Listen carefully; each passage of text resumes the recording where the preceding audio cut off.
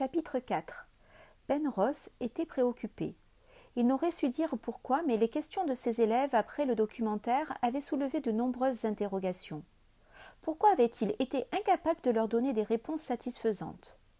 Le comportement de la majorité des Allemands sous le régime nazi était-il si inexplicable? Cet après-midi-là, avant de quitter le lycée, le professeur avait emprunté une quantité incroyable de livres à la bibliothèque. Comme sa femme, Christie, passait la soirée au tennis avec des copines, il avait pu disposer d'un long moment de réflexion.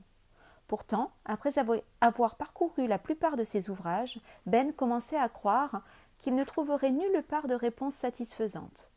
Les historiens savaient-ils qu'on ne pouvait répondre à cette question par des mots? Était-il donc nécessaire d'avoir vécu cet épisode tragique pour être en mesure de le comprendre? À défaut, fallait-il recréer une situation similaire pour y parvenir? Cette idée l'intriguait. Supposons, pensa-t-il, supposons que je prenne 1 heure de cours, ou peut-être même 2, pour mener une petite expérience, pour essayer de montrer à mes élèves à quoi ressemblait la vie quotidienne dans l'Allemagne nazie. S'ils trouvaient le bon moyen pour conduire cette expérience, il était certain que les lycéens en retireraient bien plus que de n'importe quelle explication académique. Cela valait vraiment la peine d'essayer. Ce soir-là, Christie Ross ne revint qu'à 23 heures passées. Après le tennis, elle avait dîné au restaurant avec une amie. En rentrant, elle trouva son mari assis à la table de la cuisine au milieu d'une montagne de livres. « Tu fais tes devoirs » plaisanta-t-elle. « Dans un sens, oui, répondit-il, sans lever le nez de sa lecture. Christie remarqua un verre vide et une assiette pleine de miettes de sandwich posées en équilibre sur l'un des volumes. « Bon, au moins, tu ne t'es pas laissé mourir de faim, » déclara-t-elle en emportant le tout vers l'évier. Toujours plongée dans son livre, son mari ne répondit pas. « Je parie que tu meurs d'impatience d'apprendre que j'ai battu Betty Lewis à plate couture, le railla-t-elle. « Hein » fit-il en levant enfin la tête. « J'ai dit que j'avais battu Betty Lewis. » Ben la regarda avec des yeux ronds. Christie éclata de rire. « Betty Lewis, tu sais, celle contre qui je n'arrive jamais à gagner plus d'un jeu ou 2 par set. Ce soir, je l'ai battue, en 2 sets, 6-4, 7-5. » « Ah, c'est chouette, répondit-il d'un air distrait avant de reprendre le fil de sa lecture. Ce manque de tact aurait vexé n'importe qui, mais pas Christie. Elle savait que Ben était le genre de personne qui s'investissait dans ses activités, ou plutôt qui s'y absorbait à fond au point qu'il tendait à oublier le reste du monde. Elle se souvenait encore de l'époque où, à l'université, il s'était intéressé aux Indiens d'Amérique. Pendant des mois, il n'avait vécu que pour les Indiens, oubliant tout le reste. Le week-end, il allait visiter des réserves ou bien passer des heures à chercher de vieux livres dans des bibliothèques poussiéreuses.